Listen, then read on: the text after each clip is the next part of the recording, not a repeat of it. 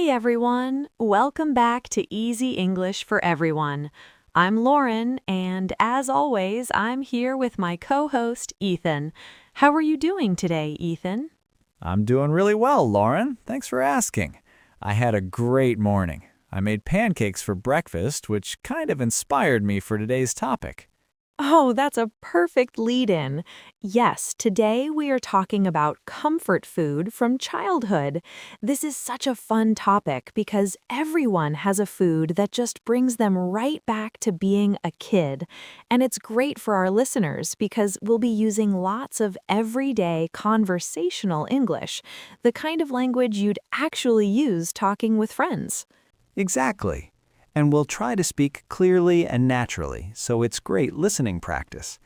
If you hear a word or phrase you don't understand, just rewind and listen again. Learning a language takes time, and you're doing great just by being here. Absolutely. Okay, let's dive right in. Ethan, what is your number one comfort food from childhood? The one that, if you smell it or taste it, takes you right back. Oh, that's easy. Mac and cheese. Specifically the kind from the blue box. You know, the boxed macaroni and cheese. My mom used to make it for me on Friday afternoons after school. I'd walk in the door, drop my backpack, and the whole house smelled amazing. Just that cheesy, creamy smell. I could eat it every single day. Oh my gosh, yes. So many people in America grew up with that exact blue box. It's such a classic. Do you still eat it now? Honestly, yes. Sometimes when I'm feeling tired or stressed, I'll just make a box of mac and cheese. It's like a hug in a bowl. It doesn't just fill my stomach, it makes me feel calm and happy. I love that phrase, a hug in a bowl. That's a really beautiful way to describe comfort food. And I think that's exactly what comfort food is, right? It's not just about the taste, it's about the feelings and memories connected to it. Totally. The food itself might be very simple, but the emotions attached to it are huge. What about you, Lauren? What's your comfort food? Mine is my grandmother's chicken soup. My grandmother had this very specific recipe that she never wrote down. She just made it from memory. She'd use a whole chicken, lots of carrots and celery, a little bit of garlic, and these wide, flat egg noodles. The whole thing would simmer on the stove for hours, and the smell would fill the entire house. That sounds incredible. There's something so special about a family recipe that's never written down. Like it's a secret that only gets passed down by watching and tasting. Exactly. I spent so many afternoons in her kitchen watching her cook. She'd let me add the salt. She always said I had good hands for cooking. I don't know exactly what that means, but it made me feel so proud as a kid. Huh. Good hands for cooking. That's such a grandma thing to say. Did you ever learn to make the soup yourself? I did try, many times. And it's pretty close, but honestly, it never tastes exactly the same. I think part of what makes my grandmother's soup so special is just the fact that she made it. Like, the love is an ingredient too. That is so true. Food made by someone who loves you just tastes different. It tastes better. I don't know if that's science or magic, but it's real. It might actually be science. I read that when we eat something connected to a happy memory, our brain releases feel-good chemicals. So the comfort part of comfort food is literally happening in your brain. Whoa, that's really cool. Okay, I have a question. Is there a comfort food that you loved as a kid but wouldn't eat now? Something that seemed amazing when you were little, but now not so much. Oh, absolutely. SpaghettiOs. You know, the canned spaghetti? Little round pasta circles in tomato sauce from a can. My mom would heat it up for lunch, and I thought it was the best thing in the world. But then I ate it again a couple of years ago, and I was like, oh no, I think I've outgrown it. I think a lot of people have a SpaghettiOs story. There's something about those foods that belong to childhood, and when you try them as an adult, the magic is just gone. The magic is gone. That's the perfect way to put it. What about you? Any childhood food that lost its magic? For me, it's really sugary cereals. As a kid, I would have eaten them for every meal, no problem. But now, even a full bowl makes me feel a little sick afterward. My tastes have definitely changed. That's really normal. Our taste buds actually change as we get older. We tend to appreciate more complex flavors, things that are less sweet, maybe more savory or umami.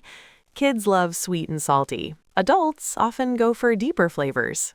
That's interesting. So our relationship with food literally changes as we grow. But even with all those changes, there are still those special foods that take us right back to childhood, no matter how old we are. That's beautiful. Comfort food is like a time machine. One bite and you're 7 years old again, without a care in the world. Okay, let's talk about some of the vocabulary we've been using today, because there are some really useful phrases in this conversation. Great idea. So the first one is comfort food.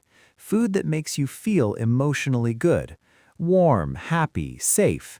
It's usually simple, familiar food connected to good memories. For example, mac and cheese is my comfort food. Another phrase we used was, takes me back. When something takes you back, it means it makes you feel like you're in the past. The smell of cinnamon takes me back to Christmas morning at my parents' house. We also used simmer. That's when you cook something slowly at a low temperature, usually in liquid. Let the soup simmer for 2 hours. You'll hear this word a lot in cooking conversations. I've outgrown it. When you outgrow something, you've gotten older and that thing no longer feels right for you. Lauren used it about the SpaghettiOs. You can also outgrow clothes. I've outgrown my favorite jacket. And of course, a hug in a bowl. That's a metaphor. It's not a literal hug, but it describes how warm, comforting food can feel just as good as one. Those are great examples. Now, Ethan, is comfort food different depending on where someone is from? Does cultural background play a role? Oh, definitely. Comfort food is deeply personal and deeply cultural. For someone who grew up in Mexico, it might be their grandmother's tamales. For someone from Japan, maybe a warm bowl of miso soup or rice porridge. For someone from Nigeria, maybe jollof rice. The specific food is different, but the feeling is the same. Warmth, safety, connection to home. That's such a great point. And I think that's one of the most beautiful things about food. It's a universal language. Every person in every culture has foods that hold special meaning and connect them to the people they love. The specifics are different, but the emotions are the same. And asking someone about their comfort food is actually a wonderful way to get to know them. You learn so much about a person's childhood and culture just by asking what food makes you feel at home. That is such good advice and a great conversation starter for our listeners who are practicing English. It's personal, warm, not too serious, and everyone has an answer.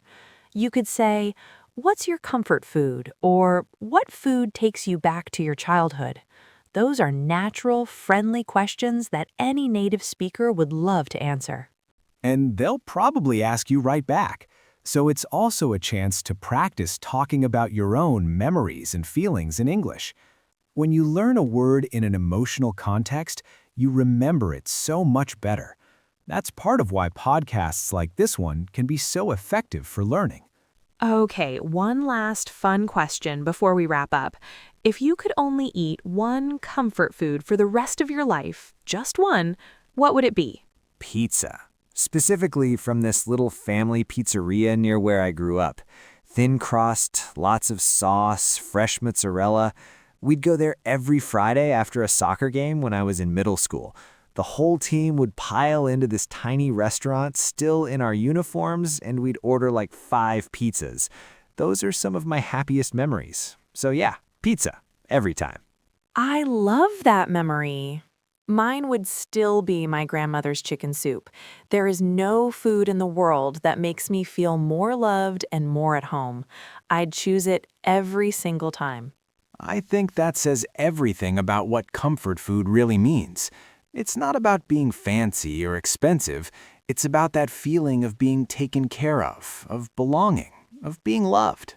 Perfectly said, Ethan, and I hope our listeners are feeling a little warm right now, maybe thinking about their own comfort foods from childhood. Definitely. To our listeners, we'd love to know, what is your comfort food? If you're practicing writing in English, try writing a few sentences about your favorite childhood food. Describe what it is, how it's made, and how it makes you feel. It's a wonderful way to practice vocabulary and expressing emotions in English. That's a wonderful suggestion. Writing about something personal and meaningful is one of the best ways to really absorb a language. Give it a try. And if you enjoyed today's episode, please share it with someone who is also learning English. It really helps the podcast grow. And remember, every time you listen, every time you try to understand, every time you look up a new word, that's progress. You are doing the work, and it is adding up.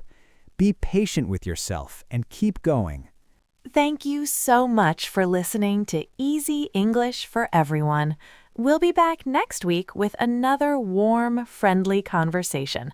Until then, take care, keep practicing, and never stop learning. Bye for now.